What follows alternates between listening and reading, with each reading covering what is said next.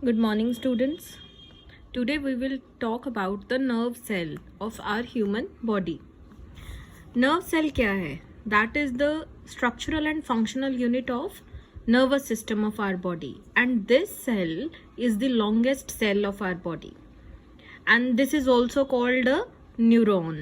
ये हमने 9th class में भी प्रॉपरली पढ़ा था, बट इतना डिटेल हमारे पास उस टाइम पे सिलेबस में नहीं था. बट इस बार कंट्रोल एंड कोऑर्डिनेशन चैप्टर के अंडर हमारा नर्व सेल थोड़ा इन डिटेल है कि प्रॉपर स्ट्रक्चर इसका कैसा है. तो हम आज ये डिस्कस करते हैं structure of the nerve cell. Nerve cell 3 main part से बना है. पहला मेन पार्ट है उसका साइटॉन. साइटॉन को सेल बॉडी, सोमा, पेरिकैरियन इन नामों से भी जाना जाता है. अगर आप सर्च करेंगे तो ये भी नाम आपके पास मिल जाएंगे. हर किसी बुक में अलग अलग नेम लिखे हुए हैं, सो डोंट बी कंफ्यूज्ड कि कौन सा पार्ट हमने पढ़ा था. इसी साइटॉन को, इसी सेल बॉडी को इन डिफरेंट नेम से भी जाना जाता है. Second is the dendrites. कई बुक्स में डेंड्रॉन्स भी लिखा होता है. एक्सॉन थर्ड पार्ट है इसका. These are the 3 main parts of the nerve cell. So अभी हम पहले डिस्कस करते हैं साइटॉन को. साइटॉन क्या है? ये हमारे नर्व सेल का मेन पार्ट है जिससे डिफरेंट ब्रांचेस निकलती हैं. मैं आपको इसका स्ट्रक्चर दिखाती हूँ. ये देखिए हमारे पास नर्व सेल का प्रॉपर स्ट्रक्चर है. नर्व सेल के इस बॉडी पार्ट को हम साइटॉन या सेल बॉडी कहते हैं, पेरिकैरियन कहते हैं, सोमा कहते हैं. यहाँ पर इधर से क्या निकलती हैं? ब्रांचेस निकलती हैं. ये जो ब्रांचेस हैं इनका अपना नाम होता है डेंड्राइट्स. अभी डेंड्राइट्स जो हैं इसका फंक्शन हम पहले बाद में समझते हैं. पहले हम इसका स्ट्रक्चर देखते हैं. सेल है, एनिमल सेल है, तो ऑब्वियस सी बात है कि इसके अंदर बहुत सारी चीज़ें होंगी. लाइक इसके अंदर निसिल ग्रैन्यूल्स हैं. इसके अंदर जो साइटोप्लाज्म है वो नर्व सेल का होने की वजह से न्यूरोप्लाज्म कहलाया जाता है. हमने उसकी लेबलिंग आई थिंक यहाँ नहीं लिखी है, मैं यहाँ लिख देती हूँ कि इसके साइटोप्लाज्म को न्यूरोप्लाज्म कहा जाता है. अभी न्यूरोप्लाज्म भी ग्रैनुलर होता है बिकॉज इसके अंदर ग्रैनुलर स्ट्रक्चर्स प्रेजेंट हैं. न्यूरोफाइब्रिल्स प्रेजेंट हैं. ये न्यूरोफाइब्रिल्स का और निसिल ग्रैन्यूल्स का फंक्शन देखो आप. यहाँ पर हमने प्रॉपरली इसको लिखा है कि निसिल ग्रैन्यूल्स जो होते हैं ये सेल के रफ एंडोप्लाज्मिक रेटिकुलम्स हैं और ये प्रोटीन बनाने का काम करते हैं. न्यूरोफाइब्रिल्स जो हैं ये नर्व इम्पल्स को मूव कराते हैं, कंडक्शन कराते हैं. बट ये नर्व इम्पल्स क्या है? एक ऐसा इंफॉर्मेशन जो एक सेल से दूसरे नर्व सेल तक जाता है और किसी केमिकल की फॉर्म में या किसी इलेक्ट्रिकल सिग्नल की फॉर्म में जाता है, उसे हम नर्व इम्पल्स कहते हैं. अब इसके अंदर प्रेजेंट है माइटोकॉन्ड्रिया भी. तो mitochondria is called the power house of the cell as we had already studied in the 9th standard. तो यहाँ पर माइटोकॉन्ड्रिया क्या काम करता है? पावर देता है ताकि नर्व इम्पल्स जो है उसकी कंडक्शन हो सके from the cell body to the axon.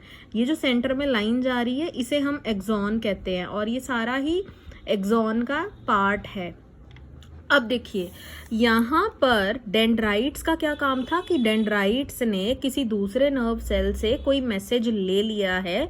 अब वो मैसेज को सेल बॉडी में लेकर जाएगा जहाँ पर वो मैसेज समझा जाएगा, इंटरप्रेट किया जाएगा और उसको इलेक्ट्रिकल सिग्नल की फॉर्म में यहाँ से इस एंड तक लेकर जाया जाएगा. ठीक है. अब वो मैसेज जो जाएगा वो एक्सॉन से होता हुआ ही जाएगा. Is that clear? अभी जब एक्सॉन के सराउंडिंग्स पे आप देखिए कि ये क्या बना है. That is a myelin sheath. Myelin sheath एक इंसुलेटेड कवर होता है.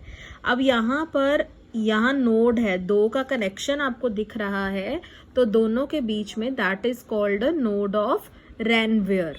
और ये जो एक्सॉन्स होते हैं, एक्सॉन का एंड जो कहलाता है ये सिनेप्टिक नॉब कहलाता है, या हम इसे एक्सॉन एंडिंग भी कह सकते हैं कि ये क्या है?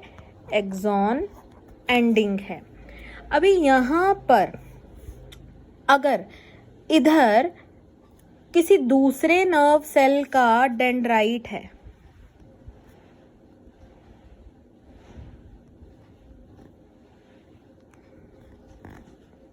मान लीजिए कि इस तरह का स्ट्रक्चर है, यहाँ पर किसी दूसरे नर्व सेल का डेंड्राइट है, तो यहाँ कनेक्शन बन रहा है एक आपस में. अब ये कनेक्शन देखो, एक सिनेप्टिक नॉब का कनेक्शन दूसरे नर्व सेल के डेंड्राइट के साथ बन रहा है, तो यहाँ का जो क्लोज प्रॉक्सिमिटी होगी उसको हम कहेंगे सिनैप्स। क्या कहेंगे हम? साइनैप्स। और अगर बाय चांस यहाँ से देखो, पूरा तो मैंने ज्वाइन नहीं किया ना, यहाँ पर एक क्लोज प्रॉक्सिमिटी जरूर बन गई है, बट इस क्लोज प्रॉक्सिमिटी की अगर हम बात करके देखें तो यहाँ पर कैसे ये मैसेज यहाँ से इधर आ जाएगा? ये मैसेज इधर से इधर आएगा न्यूरोट्रांसमिटर्स की वजह से। ये न्यूरोट्रांसमिटर्स क्या हैं? न्यूरोट्रांसमिटर्स हैं केमिकल्स जो कि मैसेज को एक नर्व सेल से दूसरे नर्व सेल तक लेकर जाते हैं, जैसे कि एसिटाइल कोलाइन। बट अगर यहाँ पर मसल्स होते, क्या होते? मसल्स होते, तो यही जंक्शन हमारा कहलाता न्यूरोमस्कुलर जंक्शन की क्लोज पोजीशन जो है between the end plate of the axon of the neuron with the surface of the muscle, उसे हम न्यूरोमस्कुलर जंक्शन कहते हैं। Is that clear? तो ये हमारा आज का जो टॉपिक था प्रॉपरली नर्व सेल का, ये क्लियर हो गया स्टूडेंट्स। सो अगर कोई और क्वेरी होगी तो आप मुझे मैसेज कर दीजिए इसमें कमेंट बॉक्स में, then I will solve your queries. Okay students.